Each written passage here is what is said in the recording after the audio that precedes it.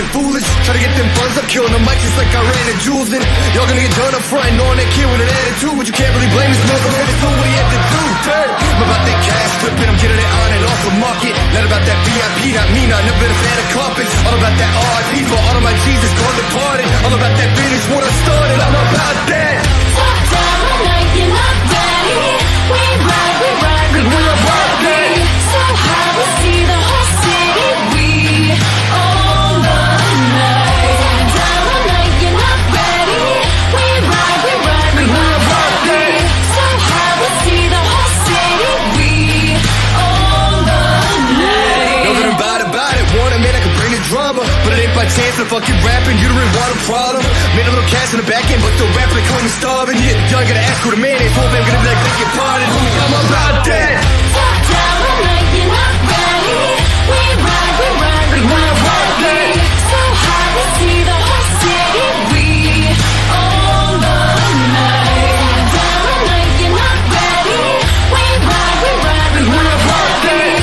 So high we see the whole city. We own the night.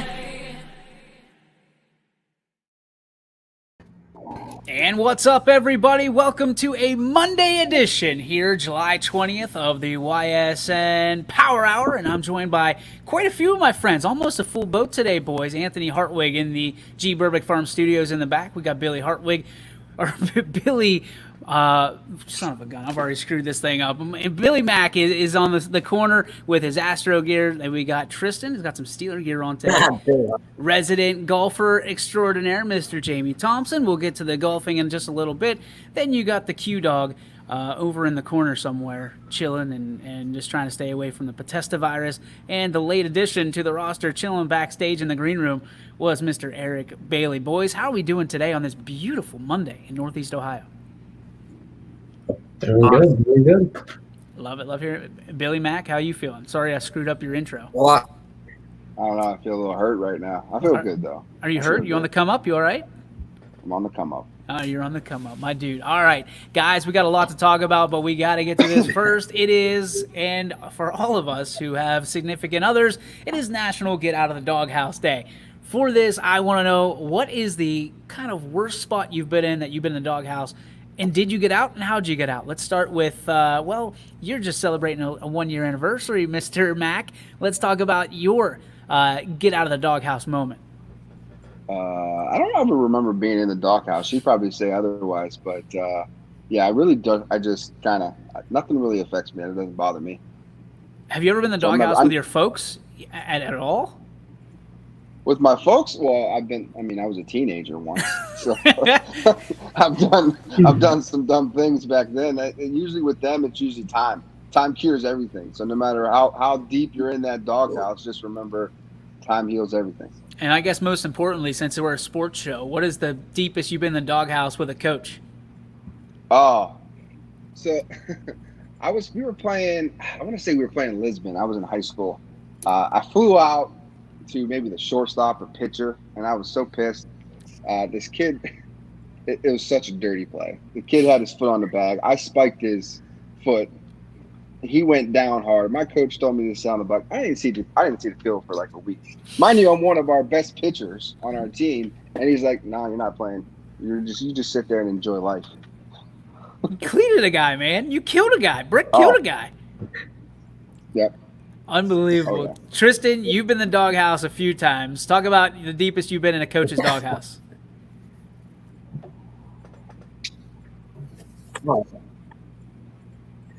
Oh, coach's doghouse. I mean, I was a hothead growing up, so oh my gosh, almost every other week I was in there. Most of mine was just running though, not like getting benched or anything like that. Except for I was in 8th grade and we had just got a speech on discipline, and in the parking lot right after a volleyball game, I mooned my best friend, and I didn't get to play that time. But other than that, my mouth gets me in trouble a lot. So your biggest dog out, it's just your mouth. Your mouth gets you in trouble and gets you in the doghouse. He's got a delay on him. Yeah. My connect's pretty bad. I might disappear for a little bit. All right. EB, have you been in the doghouse with a coach before? And let me ask you this. opposite side, what's the worst that somebody's been in the doghouse with you as a coach? Doghouse for me as a player, I can only think it wasn't anything too serious. I got a technical, I think, in a scrimmage or one of our first games when I was a senior in high school for pretty much saying we're playing like effing shit, and got teed up, and my coach at the time was Herm Miller, and he's like, you had to run for every letter, you had to do a line for every letter in technical foul. But he actually did it with me because he was like, dude, he goes, you just said it and you got busted. He goes, but I was thinking the same thing. So kudos to him for that. You know, that's part of, like, I guess a little thing from leadership that I always took with me. Like, hey, we were playing terrible, but he recognized it. As far as me, putting anyone in the doghouse, it's I just try to. I haven't had anything too crazy yet. I mean, in 10 years coaching or so, 12 years coaching, outside of maybe a couple technicals, just because kids are being teenage kids and they see stuff and they want to be cocky with it. I mean, outside of something like that, I haven't had anything. I mean, there's been some players that weren't on my team in a different court that I've seen them sprinting in from the hallway and trying to Superman punch a referee. That's what? Yeah, we might have video of that somewhere too. So if I can find that, I'll send it over to you. But outside of that, I haven't really had to put anyone in the doghouse outside of making them sit out a half just so they can think about what they've done. All right, Q, I know you're chomping at the bit over there. What is the deepest you've been in the doghouse from a player perspective, and what's the deepest somebody's been in the doghouse from a coaching perspective for you? Yeah, mine's actually the same as Eric. I got a technical in high school. No, we're similar, I guess. But yeah, I got a technical, and old school coaches, I guess they love that technical foul line for every letter thing because I had to do it. Except I was complaining the entire time, so I had to do it again. I know that's a shocker, but I was gonna say, no way. Yeah. So yeah, I had to do 2 technical foul runs basically, and then it just kind of kept going because then I had to do an Indian run, which was miserable. But oh no, those aren't good. It is what it is.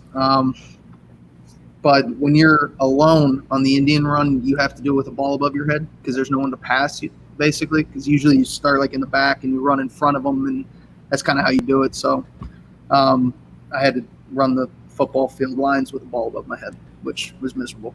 So it's not really the Indian run, because the Indian run, aren't you trying to pass people? Yeah. The leader? Oh, so You're just running. But I had to run. What you run for the Indian run is like you run on the football field. You run every line side to side or whatever. Tiger run. You stripe on the Tiger field. run, sure. Cover the field or whatever, yeah. Yeah. So I had to do it with the ball above my head because I was the only one. And yeah, it was fun. Very cool. Mr. Thompson, what are your thoughts on the doghouse and how far have you been into it? Surprisingly, with how bad my mouth is, I never was too deep. But I'd say 7th grade basketball, I thought the bus was supposed to be there at 3:30. Bus actually left at 3:30. So I showed up. There was nobody there. And I had to have my brother drive me all the way out to Poland. So I had to sit the first half. Wow. I mean, that's got to be a scary, because you're not one that kind of bends the rules a lot. So that was probably a scary moment for you. You show up and there's nobody home. Yeah, it was. I knew I was in trouble, so, and I knew I was going to hear it from my dad and my brother too, but Very interesting. it wasn't too bad though. What about you, Mr. McKenzie? Welcome to the program. What is the deepest you've been in the doghouse from a sports perspective? Personally, it's probably last year because I think I got beat like 3 or 4 times on the baseline, so I had to come out for an entire quarter because I could not put my foot out of the baseline. I never did it again last year, but I think I got beat 3 or 4 times against West Branch on the baseline. We lost that game by 20. But the deepest I've been in, it was the whole team. We were on our bus to an away game in 8th grade, and we had some music going on the speakers, and there was some profane language going on, and I think we ran for the whole 2.5 hour practice the next day. Oh, wow. Wow, look at this one from Britt Taylor. When I was 13, I sunk a bobcat in a pond in the back of the farm. All right. Yeah, that might get you in the doghouse a little bit. That'd be rough. Ant, you come from a different side of these things. I mean, talk to me about the doghouse and the deepest you've ever been. I tell you, One time I remember someone holding a substantial grudge on me. It was actually a teacher. Freshman year of high school. I'm not like a good note taker. My mind drifts and I start to doodle stuff. So he was sitting there lecturing because he's one of those teachers that just straight up lectures, no slides at all. And he notices that I'm doodling because I'm sitting in the front row. And he goes, Hartwig, you got to be ready for this test. I hope you're ready for this test.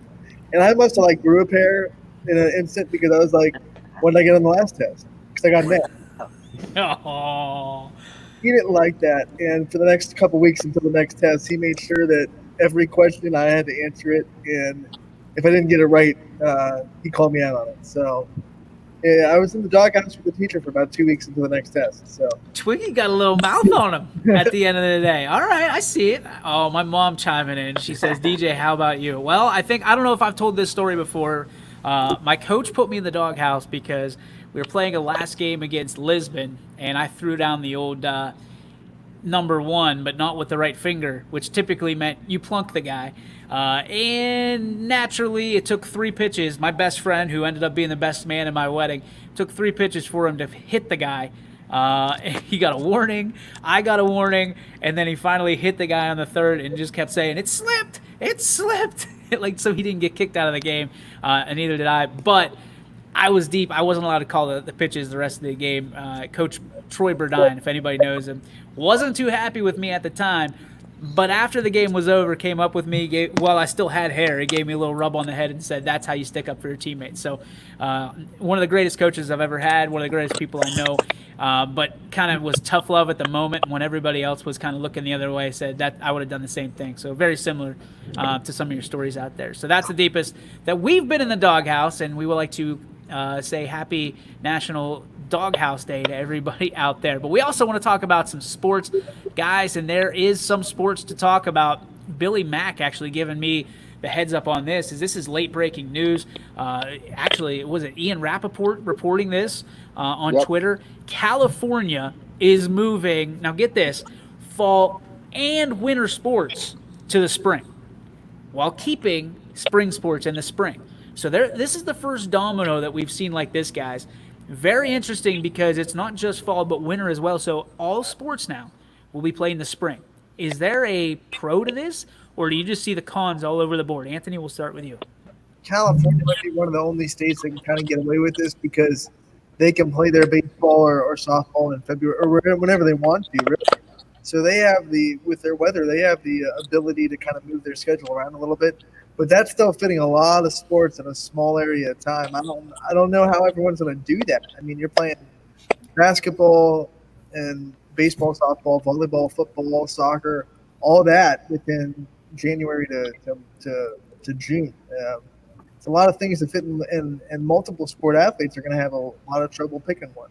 That's a perfect segue to you, Billy. Do you feel like if you were a California coach and a baseball coach, do you feel like you're at a disadvantage with this if you have to make kids pick one sport over another?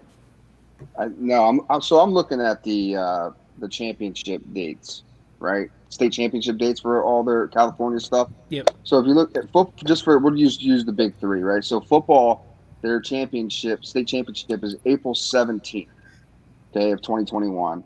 Their basketball championship is going to be June 19th, and then baseball is June 26th. So really, you're looking at the winter and the spring sports kind of competing there. So football is going to be still king. Those fall sports are going to be king, and they'll be left alone for the most part during that winter area. So, but again, I mean, California is probably the only state, and they're probably the weirdest state, but that could probably pull this off just because of weather. And this is a perfect I didn't even think about this side of it. I mean, Tristan, your mom chiming in, what about multiple coaches? I mean, especially in small schools like here, you have Sebring, East Palestine. I mean, you name it. There's coaches that coach multiple sports. Tristan, you're one of them. Football, basketball, and baseball. So yeah, I would just have to pick one, I guess. I mean, do you feel comfortable about having to make that choice? You know, if this were the way it would go? I don't, because you're going to make someone mad because you're going to have to rip the Band-Aid off and go away. You mean, you're going to go which one you feel like fits you best, but you're going to piss somebody off. So say if I want to go coach football, then basketball and baseball, where I have good rapport and good relationships with all those guys. Now I'm pissing them off because I decided to go a different way, and vice versa. So it would be hard. It would definitely be hard. You couldn't do it, that's for sure. Michael, from a player standpoint, you play basketball and baseball. I mean, having to choose, if this was on your plate, which one would you choose, and would you feel kind of slighted because you would have to? I would feel slighted because I have to, because I think bunching the big three, as Billy Mack referred them to, putting them all at the same time is a huge disadvantage, especially to those three sport athletes that play all football, baseball, and basketball. I think personally I'm going to choose baseball. I just love the sport a little more, and I think I'm better at it, so I think I'd succeed a little more, and I'd probably get more playing time in baseball. But, it would still be a tough decision that a lot of players are going to have to make. I think that, weather-wise, California is the only state that can get away with it, but I don't think any state should have even tried to push all three at the same time.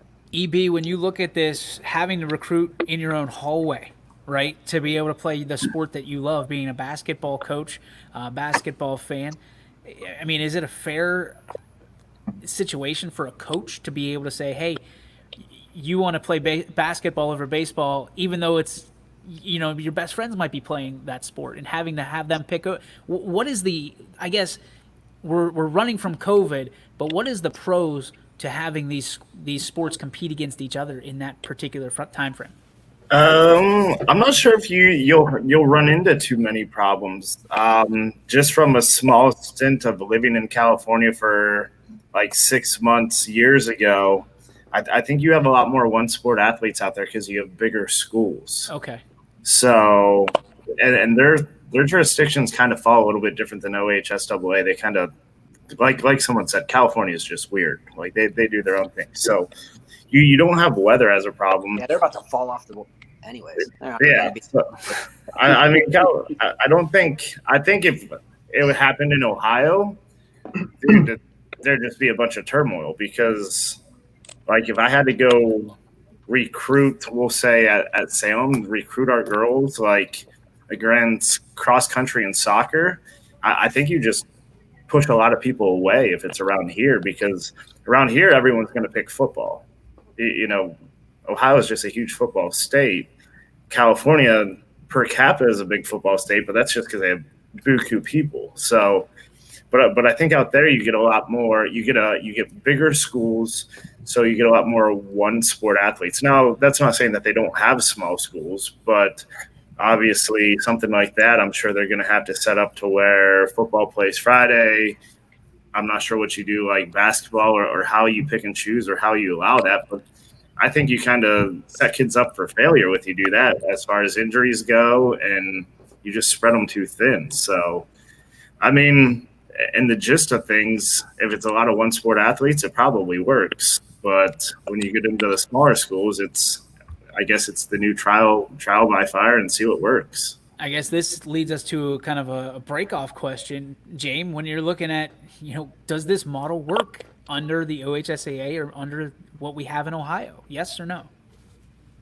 I don't think it would when you take in account all the weather and stuff, because it's going to be raining, so that's going to throw off baseball, and then even could be some bad storms which could eventually affect football. But I just don't think it would work here in Ohio. And like a side effect that I was thinking of, what Tristan said, you're going to piss someone off if you choose baseball over basketball and you're not a senior, you're a junior. Say you come back the next year and that coach isn't going to forget that, because personally, I've never had a coach hold a grudge against me like that, but I've seen it happen to my brother. He played baseball, he played basketball, so he's laying down at scene during the summer and not going to shootouts with the basketball coach, and that pissed him off, so that affected his playing time. It's very interesting, Quinn, when you look at this from a recruiting standpoint. If California is going all in on everything being played in the spring, how does this affect recruiting? Is it a pro for the colleges? Because now, you're playing in the fall still, usually, right? I haven't heard anything about the college ranks switching things up, but that might be next. Does this affect the recruiting? Does it help them? Does it hurt them? What is it? I mean, I would say it would probably depend on the dead periods and how all that works. If it doesn't get changed, there's dead periods and stuff where they can't recruit in general. Certain aspects of that, I mean, I would assume everything would have to change for it to all kind of line up. But I mean, if dead periods change and all that stuff, I mean, it would probably help. I would assume, because then you're getting more sport specific kids for your sports. But like Eric said, I mean, they're pretty much one sport athletes out there anyway. So it would depend on the dead period, I would say. Billy, bringing things back to you, would you want to see something like this in Ohio, or do you like things as they are? No, I wouldn't want to see anything like this in Ohio. I mean, I would be more of the idea of canceling something than to try to push it all together and squeeze out of it.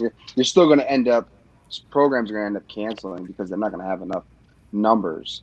So it's just not a thing I don't think we could do. Plus, I mean, those idiots at OSHA are just dumb. They don't even want to make decisions anyway. So this is not even an option for us. So it's going to be I'm not too interesting. concerned. I have some concerns because the problem with our society is we're a copycat society. So if they think that, California makes the first move, they don't have a whole lot to lose. But then you see these other states starting to be the domino. I think we then have to start to worry. And I really feel for baseball and softball, because it's not going to be able to go up against basketball, in my particular opinion. I think basketball will always win that battle. Football, we know, in Ohio will always be victorious over those other ones. That's why I thought it would be crazy to have football and baseball players playing in the same season. Like, it's just not going to work. It will not work. No, baseball would be toast. But baseball is also not a revenue-generating sport, so I don't think a lot of people are going to side with baseball on this. But I could be wrong. I could be surprised. But given that stance, guys, one of the other things to think about is if we have to think about football and some of the other sports getting canceled in the fall, coming up in the next few weeks, does baseball have an opportunity here locally to put on an absolute showcase? And places like Bobseen Park and places locally to bring baseball back because you're allowed to play it right now. Can you see that happening? And if it's the case, if you're an athletic director or you're a school administrator, would you want to see baseball be played in the fall and then in the spring if it's allowed? Jamie, let's start with you. You're a ball player. I think it'd be interesting for the players to kind of have to make that quick switch because it really hasn't been talked about at all. But I think that would be interesting to see. But a lot of the ballparks, I've been to playing high school baseball, there's not a lot of seating. You got to bring your own chairs. And I don't know how you would charge for admissions or anything like that. But I think it would be good to see a lot of players or a lot of fans come out and watch the players because I never really had that. The only time I had that is when we played at Progressive Field. Yeah, I think it'd be more about participation. You know what I mean? Like one of those situations where you're just trying to get kids on a field. If you can't play football, to me, the next logical choice would be, well, you've been playing baseball all summer. Let's just keep that going. I think it's a huge opportunity, and I don't want to speak out of turn for Scene Park. If that happens, I think you open the doors and you say, hey, let's get a league together, a fall league, and I think it would be the best fall league opportunity that there's been in years. So it'd be interesting to see that. Anthony, I mean, you're decked out in baseball gear today. Talk to me about if you think baseball can handle the limelight if football steps away. The question that comes to mind is how would you handle that affecting the regular baseball season in the spring? Because can you let juniors play 2 baseball seasons in the same school year, academic school year? I don't know if that's something that OHSA wouldn't like to see happen, or if that's completely. The kids do it all the time, though. Because you can play in the summer, but it's not part of the academic school year. Well, I guess my rebut to that would be if they're allowed to pull it, then they should allowed to be double it up the next year if possible. That would be my rebuttal. It'd be like the high school equivalent of adding a year. You can't add a year of eligibility, but you can get an extra season. Yeah, exactly. I mean, it's not going to affect their eligibility at this point, correct? I mean, the only people it would affect would be the freshmen, which there's not a whole lot of freshmen there. But you can also get a pass. The OHSA can say it's not going to affect your eligibility at this point. Well, here's an idea then for you then, if you want to do it that way, because you're going to need 6 to 8 weeks to get ready to go. Okay, so they're probably a little too late. But what if they did a half and half season? 6 to 8 weeks for baseball? Yes. Listen, For the kids that aren't playing, maybe. There's more kids that are not playing than there are. okay, that play high school baseball, and it's a lot more. Okay, you're looking at some of these smaller schools that none of those kids are playing travel ball, playing in the Bobseen Park. There's probably a whole roster of kids from a high school team that hasn't picked up a baseball since quarantine. So if you're going to do this, I have no problem. But you can't. For the last 4 or 5 years, they're preaching arm care, health, safety, and then we can't just throw these kids out there. Can't do it. All right. Plus, just in physical shape, right? You want some time before you start the season. All right. But beyond that, what if you did a half and half season where you had a first half of season in the fall for baseball, and then come back around? That way, that doesn't affect the calendar year because sports already do it in Ohio. Tennis does it. They do a half a season in the fall, and they do a half a season in the spring. So that's an opportunity or an idea that we could kind of flirt with. Maybe that corrects some time. Hey, we get half of a season in the spring, and maybe do football or something else in that springtime too. See, that's interesting because it'd be like a to be continued. You know what I mean? And I think it'd be real interesting right in the middle there. You know, in the winter, because if you're a team that isn't doing so hot, would it be the same record or different records?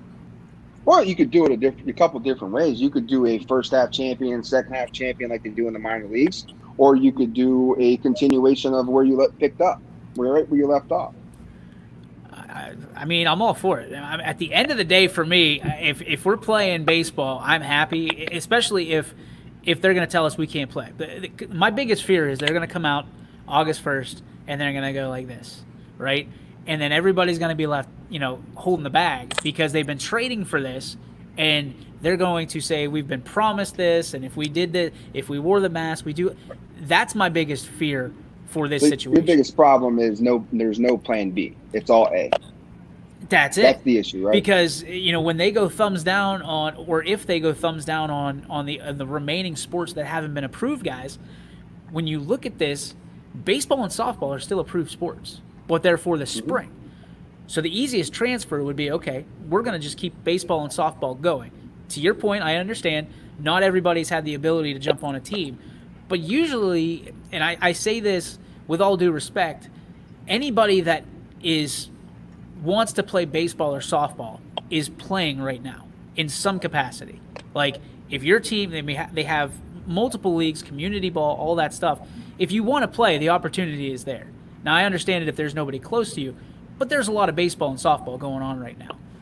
Travel ball. Yeah, but you can't punish the kids. You can't punish the schools just because they just didn't choose to. Maybe they're a football school and they're already lifting and working out for football. And I think that's when the non-revenue generating sport comes into effect, because you're not punishing them. You're just saying, hey, the opportunity's here to do this if you'd like. You know what I mean? But you can't take away the opportunity. They need to practice. They need to play catch. They need to swing a bat. So I don't know. I would say we have about 6 to 8 weeks before we really get started in the spring. If it's not 6 to 8 weeks, it's got to be at least 4. Well, it was like 2 weeks a few months ago. It was like we were going to get up to speed in 2 weeks and play. That was the idea. So if the look 2 about weeks, it at Scene Park. So we went through Scene Park, right? We had the big break, and they gave us almost 3 weeks to kind of get going, and even still, just on the pitching perspective, right? Guys weren't throwing. They were throwing 40, 30 pitches coming out, and just now are they at full steam where they can go. A lot of our guys can go the distance now. Sure. And it changes for age groups. So they're not even in full season until right about now. Well, now it's playoff time. So it's one of those. You got to have some time to get their feet under their legs. Let's get some other people in the conversation. Michael, your thoughts on kind of where we're at right now. Can you see baseball picking up the slack here in the fall if need be? I do. It's a cleared sport. You mentioned that. I think that if you move it to the fall, if you have the opportunity to play it fall and spring, I'm fully on board. I mean, I'm a baseball player myself. If you're moving it from the high school level, if you're going to add it into fall sports, replace that and replace football with baseball, I'd be full on board. I don't care if you give me 1 week. I'm going to get out on that field and I'm going to get ready to go. That's my standpoint. I'm pretty sure that's going to be the viewpoint of a lot of players, at least on the Beaver local team. A lot of these baseball players just want to get out there and get ready to go, the people that I talk to at least. So I think that there's the perfect opportunity to move baseball to the fall if football does get axed or pushed back to the spring. EB, is this an easy enough shift if football doesn't happen, you turn your focus to baseball and softball, and then you also have volleyball, golf, and tennis? I mean, to have something, I would be on board with it. And I'm not a huge baseball person, but I think there's a way to do it, whether, like Max said, you split it into 2 seasons, or even, I guess I would be curious to what if you still had your club sports or anything like that, but you also let these schools board approved throw in teams as well, so you can just add in more teams. I'm not sure if that's feasible. I mean, you can do that in basketball. I don't know if that works in baseball, but that's also because I'm ignorant to the fact of, how baseball works. But I also think, a lot of these kids, if you said, hey, you have a month to get ready, starting the first week of August, we're going to pick up in the second week of September, a lot of them would, outside of maybe pitchers, outfielders, everyone else would all be on board. It's just going to be learning on the fly. And then from school standpoints, find out a way to. Oh, we lost him. I don't know where he went. He just disappeared. Tristan, put a bow on this. Your thoughts on baseball and softball being able to pick up the slack here. Since it all happened, baseball was the only sport that came out and said, screw it, we're going to figure it out, we're going to play. So I think you put the ball, no pun intended, put the ball in their hands and let them go. They're the ones that came out and said, you know what, screw it, we're going to find a way to play. We can play. So I say let baseball be the dictator here. Let them make the decision and let them go. And I think it's going to work out fine. EB, you were zapped. You were on a roll there. What else you got?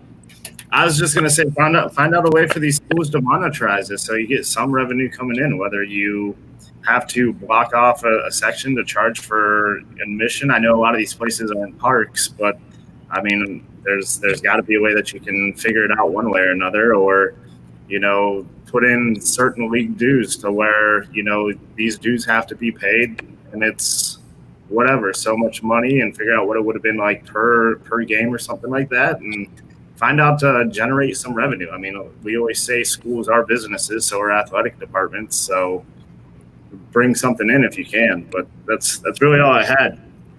Love it. Guys, we're going to take a break with a lot more to talk about. We can pick this up at the end if you want to. We're going to talk about baseball being back. Some exciting news this weekend. The Indians and the Pirates were playing. Anthony's Royals were in action as well. We're also going to talk about the greatest golfers. The 17U is all wrapped up. Also, the 14U as well. We've been teasing this all day. The Class B postseason has been announced. We got the exclusive right here on YSN. We're going to talk a little bit about Cam Newton. We talked about him a couple weeks ago. He's back in the news, and he's promoting ads for vegan for PETA. So we'll talk about that.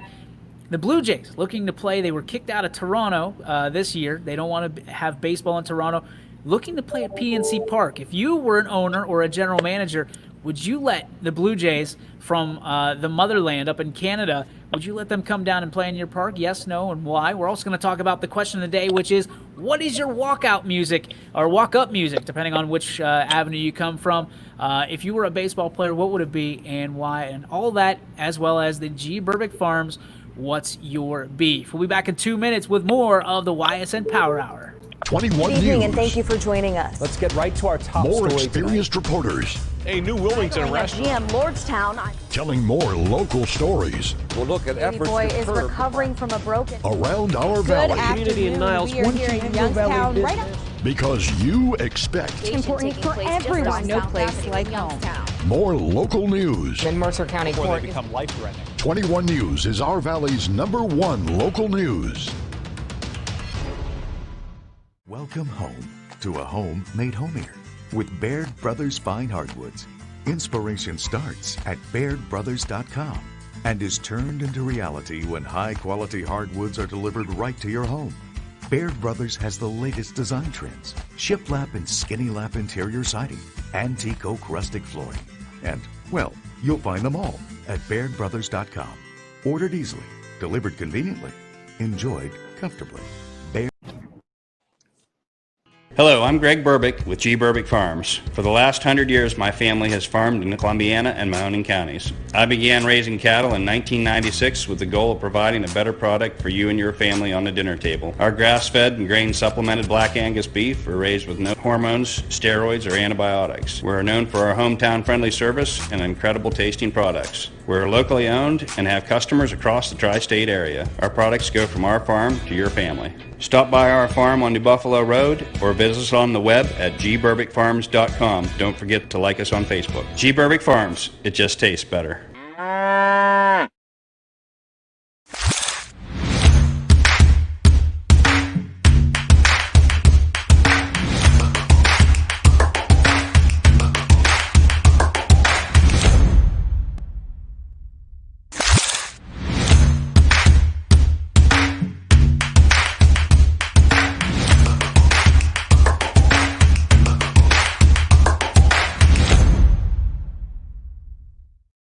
And welcome back to the YSN Power Hour. DJ Yoakley with you. Before we get back to business, boys, want to send some prayers up to Ron Potesta. He's asking for him on social media right now. We know that he got a little bit sick before the show. Hopefully it's nothing too serious, and we will have him hopefully back on the network here soon. But if you have an extra tick, just make sure you say a prayer for RP. He's a huge part of what we do here at YSN, and quite honestly, it's you never want to see a guy down, and especially if it's with everything we're dealing with in the world, you hope it's nothing to do with that. That being said, guys, a lot of stuff we're dealing with in the world, but baseball is back. A little bit cleaner, a little bit tidier. It's going to be a shorter schedule. We're doing intra-squad scrimmages right now. Billy, do you have any chance to watch any of the Pirates-Indians series over the weekend? What were your first kind of response to it? Excited. I watched like 3 or 4 innings of it. I was out at a Springfield bar and grill, so I got a chance to watch a little bit. But it was interesting to see is like once they got on base, the first basemen were wearing masks, masking themselves up when the runner was on base. So with the Gators? That was interesting. Yeah. So it looks like that's something that they're trying to enforce. Like, hey, if somebody gets on base, let's just go ahead and wear the mask out. So I loved it. Anyway, but I'm just glad to see baseball back. It was good to see something that was over 88 and not Korean. So that was good to see. So it was real players that we're familiar with, and it was exciting. It was live. That's the best part. No more. Did anybody else, JB, stuff. did you get to watch any of the games this weekend? Yeah, I watched a little bit of the Cubs White Sox last night, and then I caught the tail end of the Yankees Mets, and I watched the Yankees Mets the night before too. And I'm happy to see baseball back. And Yankees right now at full steam, won both games, 9-3 and 6-0. Had 5 home runs last night. I mean, one of the cylinders. So loving to see it. We got a Yankee fan in our hands, boys. Ant, your KC Royals not looking too shabby. What were your first thoughts of baseball being back and how it's being presented? Well, the first thing that stuck out to me is how well the offenses are doing. I really thought the first couple weeks of the season we'd be seeing the pitchers dominate the game, and we'd see a lot of 1-0 scores, 2-1 scores. But man, these hitters across the league are looking like they're in mid-season form, and that's going to lead to some fun baseball in the first couple weeks of the season. Mike, I know you were watching the game from the pool. Talk to me about what you saw with the Pirates and how excited you were for your team, the Pittsburgh Pirates, to be back. No, I'm really excited for baseball to be back. One thing that stuck out to me was how well the people managing the scoreboard and everything, how well they did pumping out the crowd noise. That was on point. I really thought that they did a great job with that. I don't know. Maybe looking at it, the fans will be missed, but the crowd noise to me is what stood out. But, it was great to see baseball back. Half the lineup wasn't even in there last year, so that'll be fun to watch for the Pirates. But Musgrove looked really sharp on the mound. I like what he did, and looking forward to the game tonight as well. Tris, I mean, your thoughts on, I'm sure you were booked this weekend, but talk to me about the excitement for baseball being back for you and kind of the new part of baseball that you're most looking forward to. It's awesome baseball's getting back because it just means like it's getting back to the norm a little bit, It's going to be like what Mike just said, no fans. I mean, they did a great job, like he said, pumping it in, but that's going to be interesting to watch, I guess. I don't know. But it's going to be different, I guess. But it's awesome to be back because it's like the norm. Everything's starting to fall back in place, which is awesome. And now we got a couple of guys that not real baseball fans, but I'd like to get your perspective as a fan in general of sports.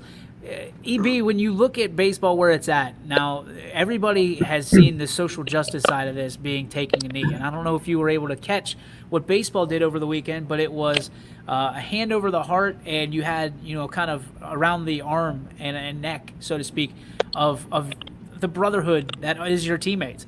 Would you rather see that or the knee that we've seen over the last 5 years to represent justice, and we're kind of in this together? Dude, that's a loaded question.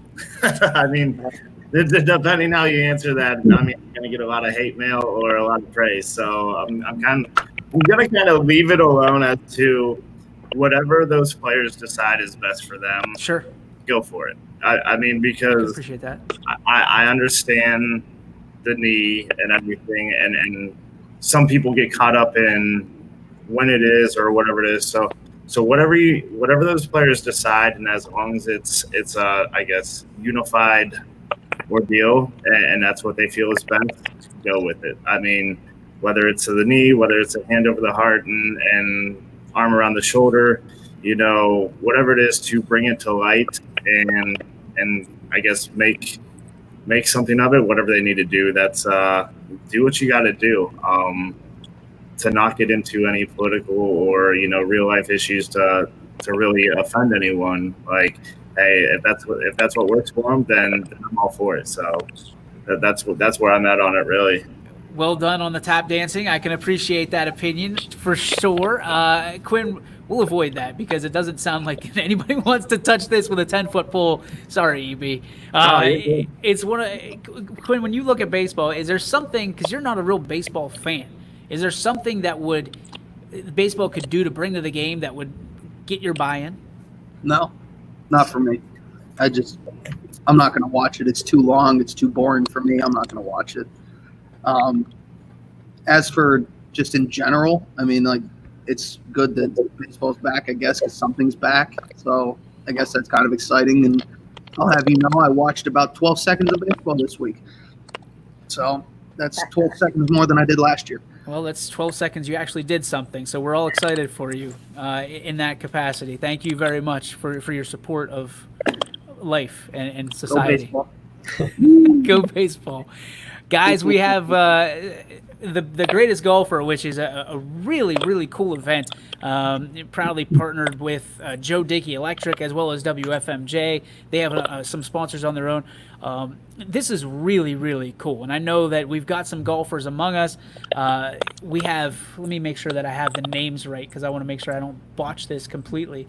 But the Greatest Golfer Junior Finals were wrapped up on Saturday. Over 40 players competed for 4 championships. The boys and the girls had their own 17U division, played 2 2-day 36-hole tournaments. For the boys, Michael Porter was able to earn first place, shooting a 6 over 78 over the 2-day event. On the girls' side, it was Mackenzie Gustas, who was a 24 over 96. She took first place. And there's also a 14U division. They hit the links. It was only an 18-hole event. Alexander Eckstein carded a 4 over 76 to earn the victory for the boys. And Luciana Masters took a 73 for victory for the girls. From all of this, congratulations to them, first and foremost. From all of this, golf at the age of 14U, 17U, how difficult is that? Jamie, you are our golf expert on this panel. What are the pressures that come with golf, and is it more of yourself, or is it pressured by your peers or the crowds? What is it? I think you feel pressure really from all 3 aspects. I've never really played in front of a lot of people. I can tell you, teeing off on the first hole with a foursome behind me, I'm absolutely crapping my pants. Scared that I'm going to shank one or drill somebody's house. But there's also kind of an aspect where you hit a good shot in front of a bunch of people, and it kind of like excites you a little bit more. But golf's relentless, it's non-forgiving at all. There's a lot of pressure on yourself to perform, pressure when you see someone else hit a good shot. So, and it's tough. I played in front of 8,000 people against Gerard twice, and I never felt more pressure than when I'm just hitting the ball in front of somebody else. Wow, guys! I mean, is anybody else here an avid golfer? Quinn, you're pretty okay at golf. Is anybody else? I mean, Michael's a golfer as well. Billy, you're getting into it naturally with your new membership. EB, you golf at all? No, I don't. I'm surrounded by golfers. My neighbor's Jared Wilson. I have Mr. Berryman right down the road, and I have Jeff Jackson across the street. So I'm surrounded by it, and Columbian is pretty well known for golf. I just think Northeast Ohio is kind of underappreciated for golf. Like the golfers that we put out, like we do pretty well with that. And kudos to those kids. That's a really mental, like that's a mental toughness game, and where you see people's attention spans like yay big anymore. Like kudos to those guys. I love seeing these young kids and kind of the future of golf, especially the 14U division, names we have probably never heard before, and now they're going to get exposure. They're going to see it, and to be the greatest at anything is pretty sweet. But I'll tell you what, if you're the greatest golfer, like you said, EB, in an area which is kind of known for good golf, that's something to be proud of. That's something to hang your hat on. Tristan, you golf occasionally, have had a couple sunk on the 18th hole, so to speak. Talk to me about the pressures of golf for you. Kind of like what Jamie said. I'm not very good. I suck, and I tell everyone I suck before I go out, but I still have like this pressure. You know, I want to hit the ball good. And the thing about golf that really doesn't really bother me, but I give them all the credit in the world, is because yes, it's a team sport, but at the end of the day, you're there on your own. You know, you're counting your strokes. You're not counting your team. You know what I mean? You're pretty much doing your own thing. And so when you get down, like you get down in baseball, you got your buddies like, come on, man, figure it out. You'll be all right. Let's go. And then golf, you know, you suck on hole one. Guess what? You're walking to hole two. Go ahead, hang it up. You suck, man. You know, you're talking to yourself. You can't get out of it, then you're screwed. Michael, what's your take on golf? It's hard. I like playing the sport, but yeah, there's a lot of pressure when you got a couple foursomes behind you and you're teeing off. Or I remember a week ago, my dad took me out to Firestone, and we combined with a twosome behind us because there was a crap ton of foursomes in front of us. It was a packed day. So I think the first couple holes we played with them, there was a lot of pressure there. But I remember the most pressure I've ever had playing golf was last year, freshman year, first golf practice. I walked up to the first tee, and I was sweating bullets because I knew nobody there. And I ended up grounding my first tee shot like 20 feet in front of me. Is there a worse feeling than that? That was my worst moment ever of golf. Like, is there a worse moment than that kind of whenever you set up and you're always like, it's always the first guy, right? Nobody ever wants to be the first guy to tee off because you're going to top it and it's going to go 17 feet and you're just going to look around and see if anybody says, just hit another one. So it's never a good. I'm not a good golfer at all. I'm a baseball player / men's softball beer league player. Not my game at all. But we're gonna give it a shot in a few weeks at the South Range golf outing on the 31st. So make sure you're signed up for that. Everybody that wants to sign up can go to RaiderGolf.com and sign up for the South Range golf outing. Congratulations once again to those players who were able to claim the greatest golfer sign and championship trophy. I know that's one that will be shined on for years to come. And of course, the greatest golfer. Today's the greatest day of golf, and they're seeing. I think there's 14 golfers that are seeing how many holes they can compete. The goal was 140 holes, which 140 holes of golf in a day. First off, I think that a lot of us would end up either divorced or single. And secondly, I don't think that we'd be able to walk on Tuesday. So good on them. I'm excited. I think there's $25,000 or so being raised for the Boys and Girls Club. So hats off to them for what they're doing. Guys, some Class B postseason breaking news. We have all the schedules right here. Not so much everybody and the teams that'll be playing, but we have some postseason announcements to hand out here. Everything will start on Wednesday, July 22nd. And the way it's going to work is Class B, the big B players, will be on Scene 1. The little B players, the 16Us, will be on Scene 2. And the 14Us will be on Scene 3. Everything starts at 5:30. At least on Scene 3, it'll be 5:30 on Wednesday, 5:45 on Wednesday for the 16Us, and then 6 o'clock on Scene 1. You have the 5 seed which is Whiting taking on Roth Brothers in the 18Us. That game starts at 6 o'clock. Then you have Eagleware and Dura Edge doing battle at 8:30. That's the first round. On Thursday, continuing the first round, you're going to have Dura Edge playing Eagleware at Scene 1 at 6 o'clock. And then you have Whiting and Roth Brothers doing battle at 8:30. From there, Friday, Roth and Whiting at 6, and then so on and so forth down the line. We're going to have all of this explained to you in a graphic form here on YSN, but we're excited to see it. Billy, congratulations. The Astros taking the 1 seed, and you will play Saturday the 25th at 7:30 on 1. What have you seen this season, and how has it been so different from seasons past, being that everything was condensed into a kind of a shorter time frame? Well, we didn't see the thing that was probably the most crazy for us, at least for me, was the scheduling.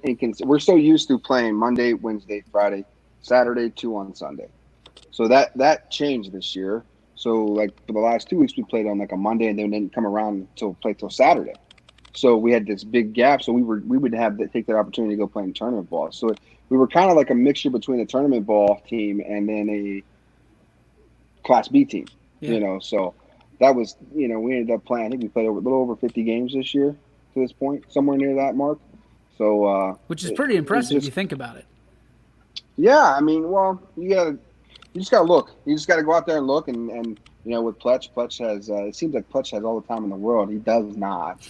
But he definitely makes it a priority for our guys and get our guys a fair share of opportunities to play on the field.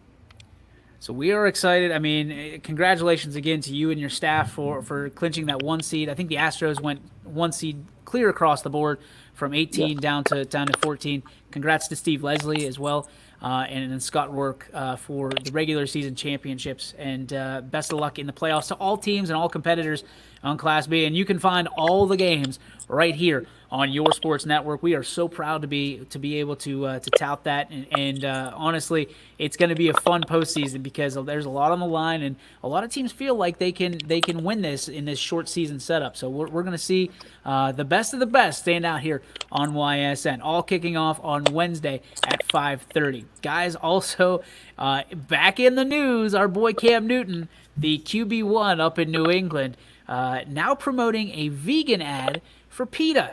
And if you remember correctly, he was a spokesman for a yogurt not too long ago. So I'm not sure how these things kind of jive. Anybody else have kind of a problem with this? Is speaking out of the side of both of your mouth, I guess. Money talks, my guy. Money talks. It does. That's all that matters. Money talks. But what does the Oikos do now? Like they lost their spokesman. Anthony, do you see anything wrong with this? Man, he's trying to replace Tom Brady's quarterback, and now he's trying to replace Tom Brady's diet too. I like it. But I think when we talk about Cam Newton, he's definitely one of the biggest question marks in his health. And maybe this is just him trying to take his health a little bit more seriously and realizing that he's probably in the back nine of his career and he needs to take a little bit better care of his body. I can appreciate that. Quinn, I know you are a hardcore vegan. What are your thoughts on Cam Newton being your leader now? Oh, it's incredible. How did you know that I was vegan? I've been trying to hide that for so long. I mean, a long time. I can tell by my beautiful physique. I don't know. I feel like Cam Newton's going through like a midlife crisis right now. The only way I can explain it, I don't really know what's going on in his head, or he's very concussed. One of the two. What is he? 26? I mean, like midlife crisis at middle of 20s. That's I can buy into it because that's what it looks like. But you look to someone who acts like Cam a little bit and kind of represents Cam. Tristan Reynolds, your thoughts on Cam doing the vegan ads? I love Cam. He's my boy. I'd much rather see him do this than wear them dumbass outfits on the news. So I'd rather see this than those outfits that he wears. Like he just got them from his mom. He's still wearing the house and outfit. just said, I'm just gonna put this on. I gotta go. I can appreciate that. That's cool though. I mean, he said he looks and feels the best he's ever had. Like in an interview or something. Like this was like weeks ago. I didn't know he was vegan, but he said it's the best he's felt in a long time in his career. So I don't know. Maybe he knows something we don't know. Maybe he does. Michael, what are your thoughts on Cam going vegan? I don't care much about Cam going vegan or even doing a PETA ad. The only reason he's doing this is because he's only got $550K guaranteed from New England. Even if he reaches all those incentives, it's still only $7.5 million. It's not $10 million, which I would think he would probably with a reasonable expectation to get from other teams. So it's a nice revenue generator for him because he's not earning a lot of money in New England. I mean, it's good for his health going vegan, but I think he did the ad because it's going to bring in some money. Mic drop right there. That actually should be your new name. We say it all the time. McNuggies is his new. It's Mikey Twitter. McNuggies. Mikey McNuggies is his new Twitter name, but Mikey Mic Drop wouldn't be bad either. JT, what are your thoughts on your boy Cam showing up in a vegan ad? Hey, kudos to him for going vegan. Something I could never do. My family, we eat way too much meat, but I'm not sure how it makes sense for PETA. I mean, with all those outfits that Tristan was talking about, you tell me he's never worn like fur once or anything like that. I mean, if you went to him, I'm sure you could find a couple violations there. That's kind of contradicting. I believe it. He's repented and seen the light, so it's okay. EB, what's your thoughts? I mean, a couple of thoughts are, first of all, why is this really news? And outside of that, a ton of professional athletes go vegan. I mean, if you really look into it, it's just how they take care of their body. That I guess the plant-based is more natural form for inflammation and whatnot. But outside of that, I mean, like Mackenzie said, good for him. He's got to make money somehow. He might as well do it this way. And, he's probably one of the few people that can go PETA or embrace PETA and make some money off his name and be in the news just to see his face there. Outside of that, dude, Cam, I love you as a player, but stick to the Curious George hats. I really don't care. Billy Mack, your thoughts? I mean, this is just it just doesn't affect me. I don't care. Like, I just don't care. All right, Quinn. I just don't care. Just go play football. Just go be good at football. I don't care about this. All right, next topic. The Toronto Blue Jays are not allowed to play in Toronto. They have been denied. So one of the logical place would be Buffalo, and it sounds like they're on the outskirts there as well. There's rumors that the Blue Jays are looking to play their home games at PNC Park, just outside of our local area here in Pittsburgh, Pennsylvania. Guys, if you were an owner at this point, and we're not, so we can have some fun with this, would you allow the Blue Jays into your facility? Mike, since you're the only Pirates fan other than me, let's start with you. I don't know if I'd let him in if I'm an owner, because how does the Blue Jays schedule line up with your team's schedule? I mean, you're going to have to stagger times. You're going to have to hope that you're away and that they're playing at your place. There's just a lot of moving parts into this that makes it impossible for the Blue Jays to play at an MLB stadium. I don't think I want to stagger my time just to allow the Blue Jays to play here when they can go to Dundee, their spring training site in Florida, or they could go to Buffalo and play. They've got facilities to play that don't interfere with other MLB teams' schedules. It's too much to work through. They're going to play at a place like PNC Park or Progressive Field, because those are a couple of fields local in the state or around our area, and that the Blue Jays can realistically get to. I think they ought to play in Buffalo, or maybe just move down to Dundee, because that's less moving parts as opposed to playing at PNC when you're probably going to have a Sunday, August 16th. You're playing at home at 7, and the Pirates are scheduled to play at home at 7. There's just too many moving parts. Jamie, would you let them in? First off, I think we should bring in this Team 1 Bobstein Park. That's what we really need to do. But if I was an owner, I have to think about how much money you're going to give me to come play at my park. Because another thing I'd be thinking about is, are you going to take away from some of the fans that I might be gaining with no baseball being around? If there's no sports being around, just baseball, this is an opportunity for them to really expand more of the fan base. And if Toronto's around playing in my ballpark, are you going to take some of the fans that I could be gaining? Anthony, you've considered Toronto to be one of the favorites to possibly win a championship. Would you want to see a championship in your ballpark? Well, they're definitely one of the sleepers to win the East. I don't know if I go so far as saying that the Blue Jays are going to win a World Series, but to that extent, no, I would not let them in PNC. Look, things are already complicated enough with all the protocols you have to keep, and now you're going to add another variable and let another team kind of come and use your facility and stay there. That's just too many bad things can happen, in my opinion. And baseball is fragile. One little outbreak and the season could be in jeopardy. So why would you kind of jeopardize that by letting another team into your castle and making more things you have to control, more protocol you have to control, more people you have to, kind of keep in line? I'd say Blue Jays need to find their own place. That way they only have to control themselves. Mac, I hope this is something you care about. Yeah, I think they should allow it.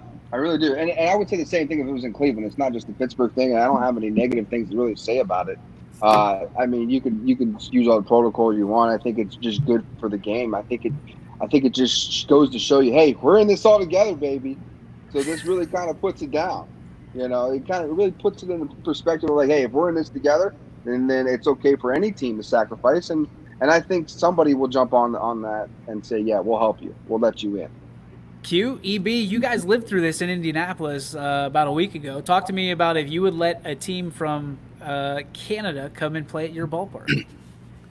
I mean, me personally, I'm sitting here looking at it, I saw a little bit about it, I think last Friday or whatnot, and I was like, if I am either Detroit, Cleveland, or Pittsburgh, where you're close, and you're just looking for, the revenue money standpoint, yeah, I'm all about it. But then I also kind of thought, like, why couldn't – I'm not sure what the fan situation is, and if the field's different, why not some of these AA stadiums that aren't being used, or AAA, let them go down to Columbus, or there's Altoona, or, all these other – someone's got to be willing to hop on that. I mean, I think that'd be great if it would work out, and if you're going to be limited in fans, why not a smaller venue? So essentially, it's going to work out. I think someone's going to take the leap, and it'll be what it'll be. But someone's got to do it, and I would be all about it if I was Cleveland or Detroit, and Pittsburgh said no. I'd be considering it.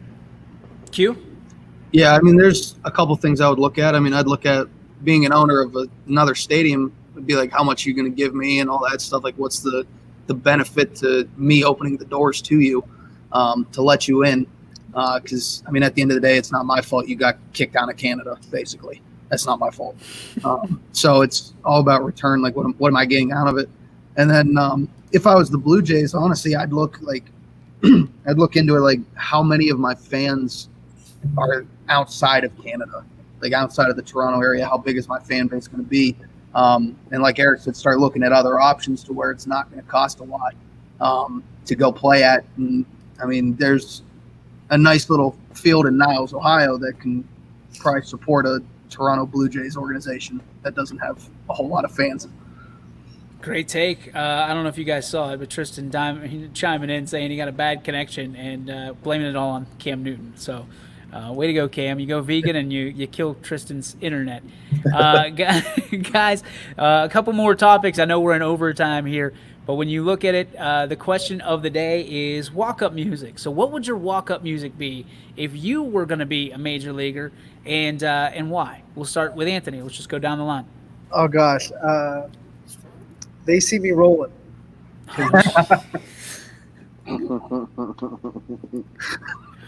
Quinn, dig us out of the grave.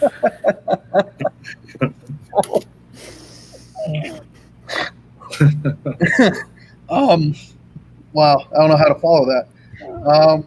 I would probably be something generic, probably like Thunderstruck, or honestly whatever the '90s Bulls theme was, and Crestview uses it, so I'm all in on that. Oh yeah, Serious. I don't know what the name of it actually is. It's by the Alan Parsons Project. Yep. I would have just named it Michael Jordan's song, but wait, you would use Michael Jordan's song? Yeah, I'd just call it that. Nobody knows the name of it. Everybody knows it's the '90s Bulls. Does LeBron James have a song? On to you, Eric Bailey. Thoughts on what your walk-up music would be? Dude, I think I would go like kind of the wrestling theme and use Degeneration X's. That a boy. I was hoping somebody else would use a wrestling theme. Michael, what's yours? I'm going generic too. Enter Sandman by Metallica. Oh man, we got some genericos out here. JB, what do you got? So we had walk-up music at Hubbard my last 2 years, and my go-to was Pour Some Sugar on Me. All right. Okay. I can respect that. Billy Mack. Mine's simple. Little Flip, Game Over.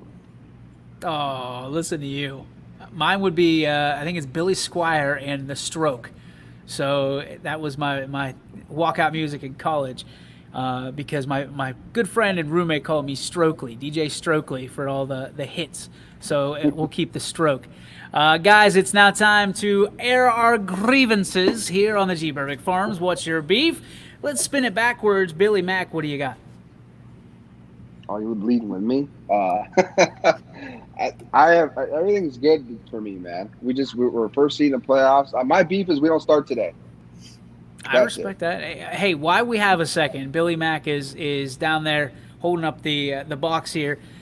Congratulations to you and your first anniversary with Kate. We not really out there, but Kate's a fan of the show. We're a fan of Kate. Congratulations to you. A great relationship with you two, and didn't get a whole lot of pub yesterday, so I wanted to express YSN's love for your and Kate relationship. So congratulations, buddy.